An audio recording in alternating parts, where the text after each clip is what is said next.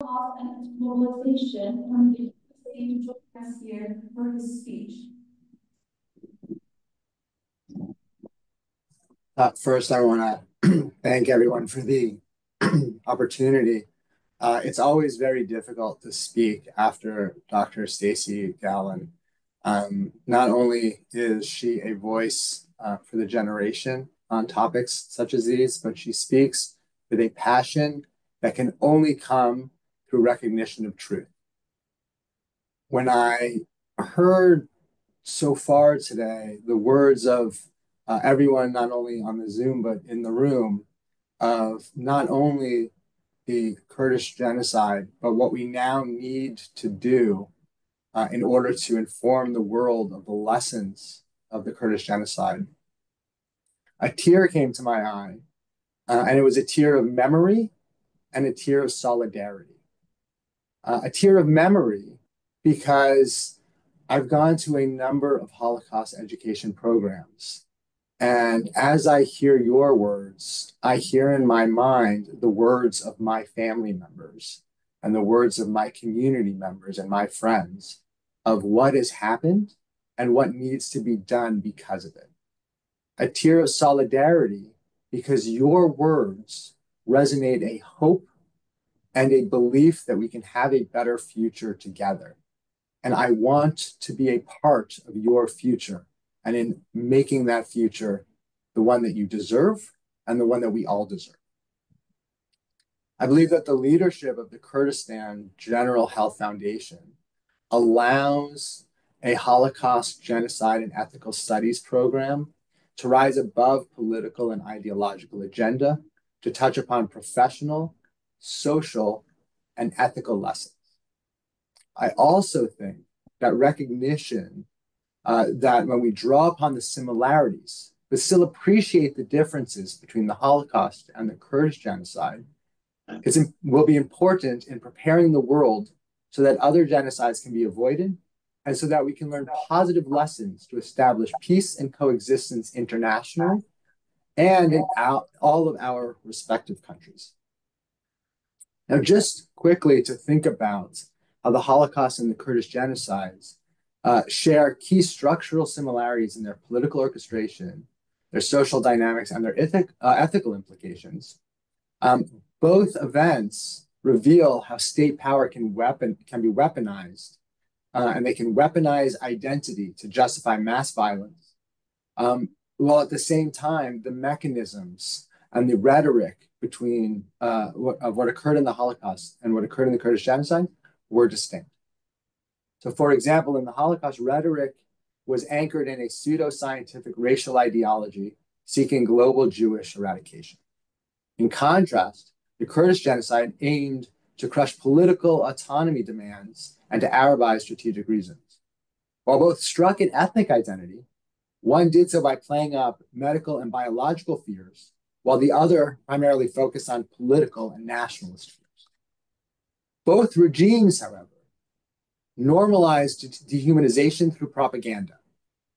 The Nazis framed Jews as existential threats to a national community and sought racial purity, while the Iraqi state media portrayed Kurds as separatists and even traitors. The procedure of the Holocaust was an industrialized mass murder through camps like Auschwitz, where the Kurdish persecution relied on conventional military tactics. From the ethical dimensions, both genocides created gray zones of moral compromise.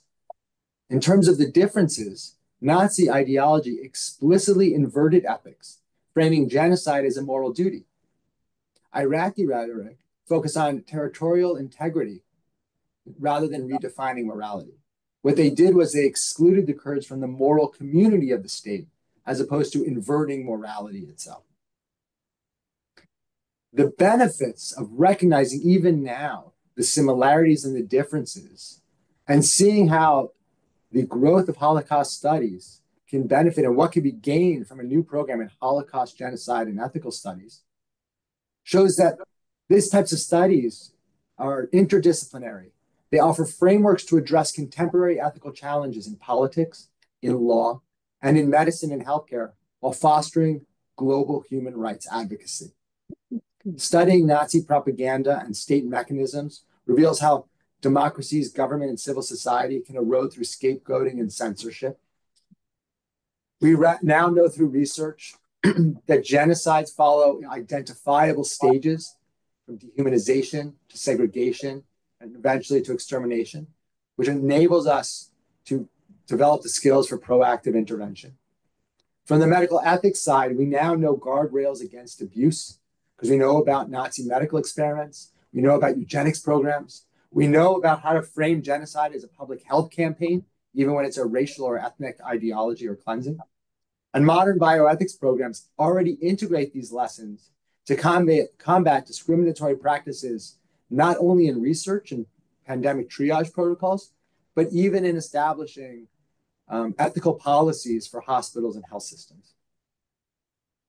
Also, importantly, not only for medical ethics, but for professional ethics in general, use of Holocaust and Kurdish genocide history can help us train professionals, clinicians, lawyers, military, clergy, not only in a professional identity that seeks to help those who are vulnerable, but also in resisting institutional pressures that conflict with welfare of the population and thinking about the needs of vulnerable populations in general. So in general, a program such as this allows for interdisciplinary analysis. It allows for preventative education, and it is a catalyst for moral leadership. I want to say one more thing about the study of the Holocaust and other genocides through the lens of ethical studies, as it relates specifically to the relationship between the Kurdish and the Jewish people. Jews have lived in Kurdistan for centuries, forming distinct communities that often enjoyed relative autonomy and peaceful coexistence with their Kurdish neighbors. Both groups know what it is to be minorities in a region, sometimes facing persecution from larger powers, and even still knowing how to maintain good relationships both internal to the community and across other minority groups. Both peoples also recognize and have experiences of statelessness and marginalization, fostering a sense of solidarity and the ability to learn from each other in terms of creating their own destiny. It is for this reason that I believe the creation of a Holocaust, Genocide, and Ethical Studies program, sponsored not only by UNESCO and the Ferenc Institute, but also anchored in the leadership of the Kurdistan General Health Foundation, is not only timely, but one of the most important things that we could be doing at this time. And for that, I'm honored to be. Thank you.